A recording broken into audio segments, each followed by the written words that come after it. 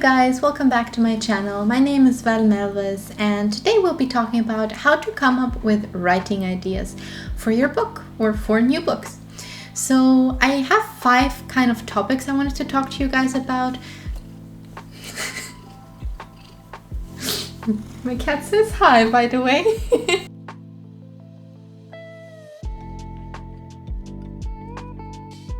Hey guys, my name is Val Melvis. Welcome back to my channel. Today we'll be talking about how to come up with writing ideas for your book. And I just want to give you guys a quick overview. There's like 4/5 main ideas that I have for this. So I hope you guys like them. And just starting straight into the first one is knowing why you want to write. And this one is super important, and please do this before you even consider writing a book. And we'll be actually using this fancy little graph over here, which is based off the Japanese Ikigai, if I pronounce that correctly. And it essentially kind of helps you know why you want to write before you can even start writing, because that's something that's going to be really important. So first of all, write what you love. Like, find out what you love to write about, be it topics, be it style, be it the prose, be it even the genre, or do you like fiction or non-fiction writing? These are all things that you need to know and find out before you even consider writing a book. Secondly, what are you good at? And this might sound a little rude. I found it a bit rude the first time I heard about it, but maybe it's not the best to start with your 300k fantasy novel that you want to eventually write with like 15 intersecting plot points and whatnot. And find out what you're actually good at. If you find yourself really good at writing dialogues, or if you find yourself being really good at writing descriptions or making really good world building, like whatever the case is, find out what you're good at before you start writing, and then practice a little bit with this, because writing, just like any other craft, you tend to get better at it with time and with practice. So maybe start small and then work your way up. It also gives you kind of like this success feeling, like, oh yeah, I did this, or I wrote this short story. I did that in my like 12-month program, essentially, that I'll be talking a bit about more later. But essentially, it's about writing 12 different short stories, because I want to be a fiction writer. I want to write novels. So these were like mini novels, essentially, I could write and train my way up, but I'll get to that another time. Third point is, what does the world need? What do other people need? For myself, it was knowing that there's a lot of Christian young women out there that might not really know their worth, and letting them know that they don't have to be like the world tells them to be. You don't have to be a certain something or act a certain way to have value. You can uphold your moral standards and not have to conform like in a certain way. Like, that was one of the main things I wanted to write. I want to write books that I want to read, if that makes sense. So that's a really important point you need down. And lastly, it's what could you get paid for? And let me just say this up straight. Writing is a viable career. If anyone tells you it's not, please don't necessarily listen to them. Because if writing is your calling in life, then it is. And I wasted a lot of time chasing after ideals that people told me I should pursue, rather than pursuing what I was actually called to do. And it's really important that you hear this, okay? Whoever you are behind that screen, writing can work. You can work. You can make a living off writing. However, I will not lie, it ain't easy. It's not easy. It's not something that happens overnight. Most authors don't become rich of their craft initially. So I'm gonna make a separate video on viable writing careers, because a lot of authors I know, myself included, tend to support the income we make from writing books with writing other sort of content. Like, some people write blog posts like myself, some people do articles, some people do non-fiction writing, some people are journalists. Of course, you can have a completely unrelated job as well, but writing is definitely something you can get paid for. So once you kind of answer these 4 points for yourself about why do you want to write, and like that can be your book idea. Like, you know, like, why do I want to write? I want to write because I want to improve the world for people or a certain demographic. And then you answer these 4 points and kind of get like, that's your book idea. That's what I want to start off working with. So first point down, second point to go. So point number 2, find inspiration around you. And I mean that very literally, around you. You don't even need to leave your room. You can look at something wherever it is and just be like, that is something that you could write a novel of or a book of or whatever, you know? So I like to really take a lot of inspiration from all of creation around me, especially nature, like plants and animals and these sort of things. And just sharing with you guys a little story. One time I was traveling to Cairo by road, and we had to drive through that mountain pass that was newly constructed. And they had to essentially dig through the mountain, kind of splitting it into different parts, so you could go through it. Makes sense. And my cat is coming to say hi, you guys. And one of the things that I found so wonderful driving through is, so you essentially had like different layers, and each layer was a different color. And this is not dye, this is just from within the mountain itself. It's like red, dark red, orangey, yellowish, you know, sand color. And it had like green and blue and purple as well. Like it was genuinely like a rainbow within the sand. And I was so inspired by it because this was inside a mountain, something that we people would have never ever seen. But it really reminded me of God's creation and of His creativity when creating things as well. And I find like if I sometimes just take a moment and pause, because a lot of times I find myself so consumed with what do I still need to do, what's still on my to-do list, what do I need to like work on, or what do I need to like, you guys know what I mean, being a student, being a working person nowadays, just your head is full. But taking a moment to slow down and just appreciate things around me kind of helped me calm down and like think like, oh, that would be really cool, like some sand kingdoms with like these different colored sands, and the different colored sands obviously different colors from the minerals and stuff in them. So what superpowers could those minerals have? And like it kind of just spins this whole tale in my head, and I just really love getting inspired like that, you know. And other than that, I would say looking at everyday objects is probably your second best thing to do, because you do not need to drive through aesthetic rainbow roads like I did to find an inspiration. And for the sake of this, I'll just say a key. You can see your keys, you can see the notepads, the coffee you're drinking, the tea you're making, the t-shirts. I don't know. There's just so much stuff that when I put my hands in it, I'm like, oh, someone made this. Like someone made this mug I'm drinking off. And then I can picture like some, I forgot the name, like how you call people that make objects out of clay, potters. Yes, so like I'm like picturing this potter in his work studio.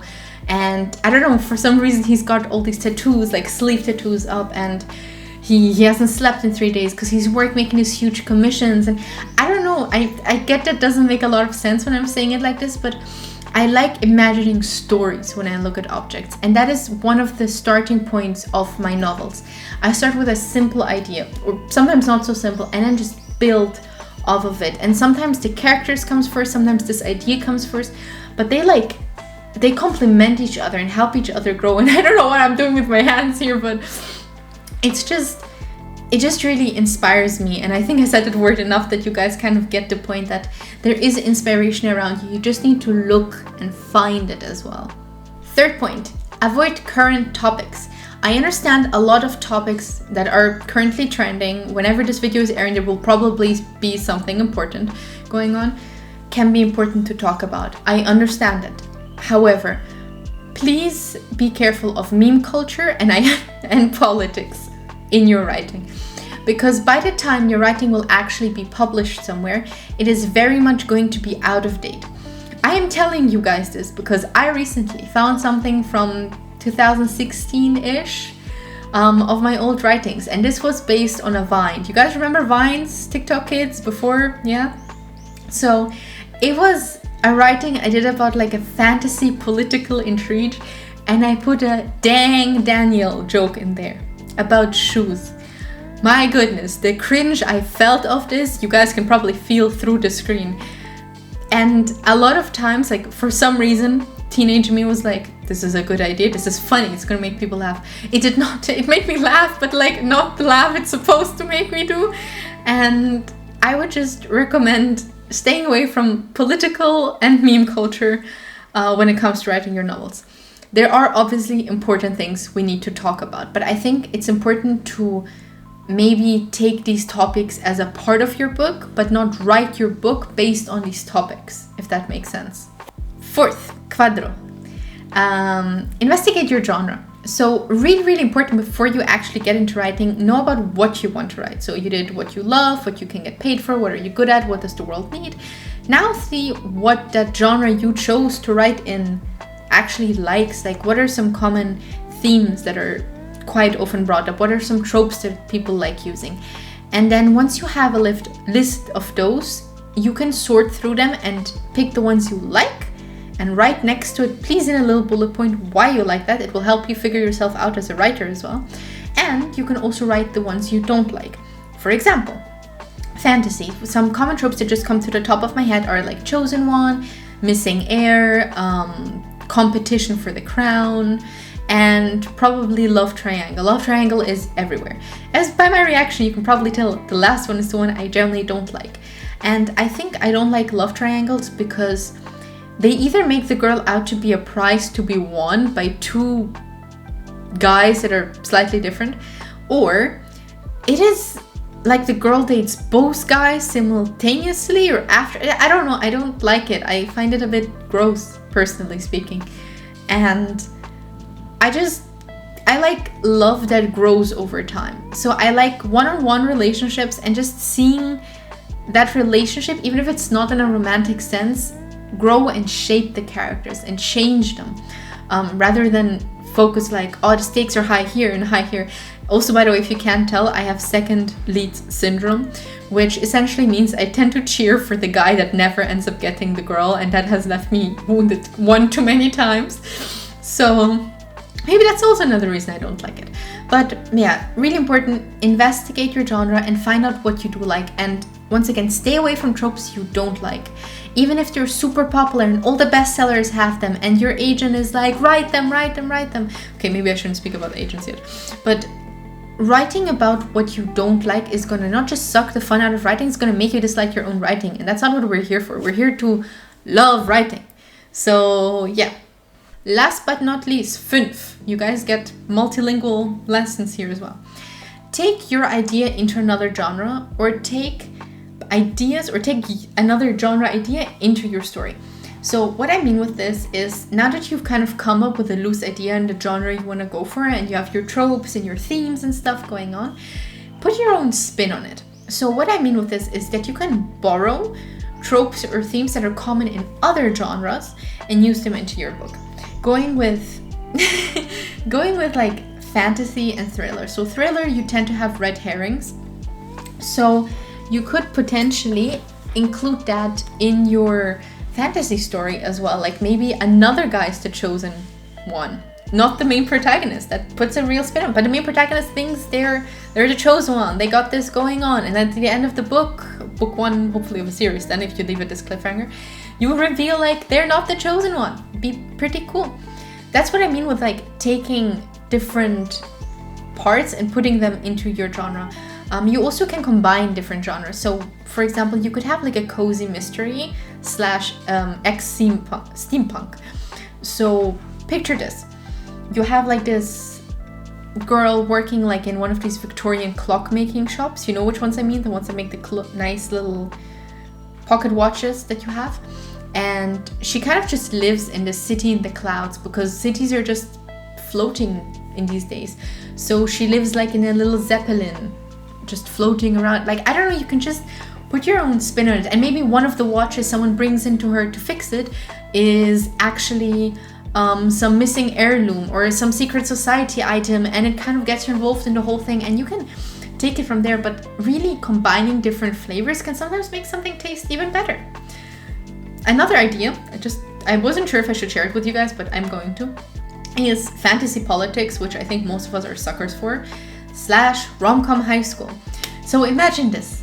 You have like all the heirs and heiresses from all these grand kingdoms, dukedoms, whatever, and they kind of all go to this academia together, and you can have like politics going on a smaller scale there as well, you know, like how high schools have hierarchies and stuff, but you can kind of focus more on the rom-com part while pairing it with the fantasy politics, because I think there's just so much exploration you can do, because most of the fantasy politics I know, even though they're really good, they're very dry.